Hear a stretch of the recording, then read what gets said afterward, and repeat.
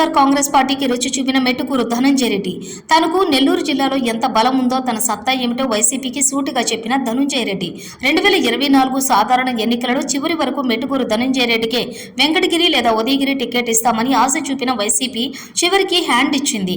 దీంతో మెట్టుకూరు ధనంజయ రెడ్డి తానంటే ఏమిటో తన సత్తా ఏమిటో తన పవర్ ఏంటో వైసీపీకి చూపించాలని గట్టిగా కంకణం కట్టుకున్నాడు. తెలుగుదేశం పార్టీలకు వెళ్లొద్దని ఎమ్మెల్సీగా అవకాశం ఇస్తామని వైసీపీ అధిష్టానం చెప్పినప్పటికీ ధనంజయ రెడ్డి తానేమిటో వైసీపీకి చూపించాలని తెలుగుదేశం పార్టీలో చేరటం జరిగింది. అటు ఉదయగిరి, ఇటు ఆత్మకూరు, వెంకటగిరి 3 నియోజకవర్గాలలో ఎక్కడ పోటీ చేసినా గెలిచే సత్తా ఉన్న ధనంజయ రెడ్డి వైసీపీకి తన పవర్ చూపించాడని ప్రతి ఒక్కరూ చర్చించుకుంటున్నారు. దెబ్బకు 2 పెట్టెలు అనే సామెతను దెబ్బకు 3 పెట్టెలు అనే సామెత కొత్తగా వెలుగులోకి తెచ్చిన ఘనత ధనంజయ రెడ్డికి దక్కుతుంది.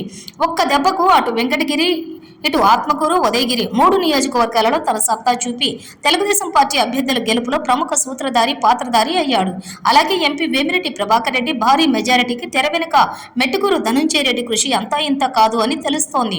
వైసీపీలో చివరి వరకు ఏదో ఒక నియోజకవర్గంలో ఎమ్మెల్యే అభ్యర్థిగా నిలబెడతామని ఆశ చూపిన వైసీపీ ధనంజయ రెడ్డికి మొండి చేయి చూపటంతో తాము తీసుకున్న గుంతలో తామే పడ్డట్లు అయింది వైసీపీ పరిస్థితి.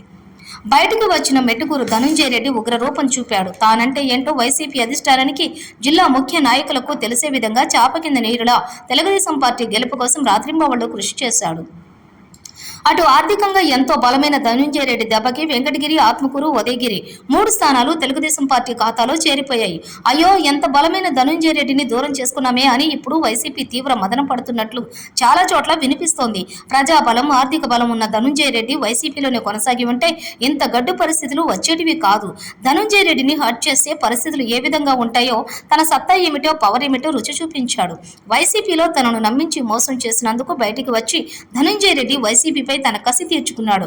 వెంకటగిరిలో కురుగుండ్ల రామకృష్ణ, ఆత్మకూరులో ఆనం రామనారాయణ రెడ్డి, ఉదయగిరిలో కాకర్ల సురేష్, నెల్లూరు ఎంపీ వేమిరెడ్డి ప్రభాకర్ రెడ్డి విజయవాడలో ప్రముఖ పాత్ర పోషించాడని చెప్పుకోవచ్చు. వైఎస్ఆర్ కాంగ్రెస్ పార్టీ ఓ ప్రజా బలం, ఆర్థిక బలం ఉన్న ముఖ్య నాయకుడిని దూరం చేసుకున్నాము అని ఆత్మ విమర్శ చేసుకుంటున్నట్లుగా సమాచారం. ఏదేమైనా చేతులు కాలిన తర్వాత ఆకులు పట్టుకున్నట్లు మెట్టుకూరు ధనంజయ రెడ్డిని దూరం చేసుకోవడంతో నెల్లూరు జిల్లాలో వైఎస్ఆర్ కాంగ్రెస్ పార్టీకి ఎప్పుడూ తగలని గట్టి ఎదురు దెబ్బ తగిలిందని ప్రతి నోటా వినిపిస్తోంది.